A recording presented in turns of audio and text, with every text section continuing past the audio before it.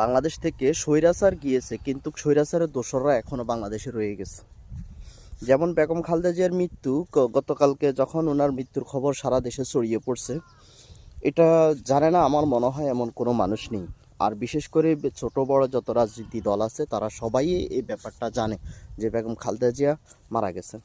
এবং কি ওনার মৃত্যুতে যারা শত্রু তারাও কি শোক জানিয়েছেন, এবং কি তারাও নিস্তব্ধ হয়ে গেছেন যে বেগম খালেদা জিয়ার মৃত্যু।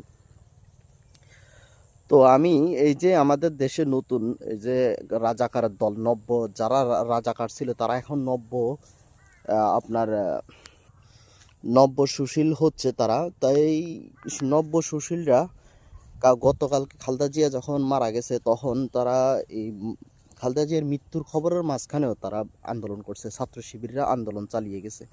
তো এবার বুঝেন তারা যে দেশটা, তারা যে কত নিকৃষ্ট রাজনীতি করে এবং কি কত নিকৃষ্ট তাদের রাজনীতি। এদেরকে যদি ক্ষমতায় এরা যদি আসে তাহলে দেশটার কি অবস্থা হবে আপনারা একবার চিন্তা করেন। এদের দিন দিন এরা মুসলমানের ইমোশনাল নিয়ে, তারা ইসলাম, তারা বিভিন্ন কথাবার্তা দিয়ে মানুষকে ইমোশনাল করে তারপর তারা ক্ষমতায় আসতেছে।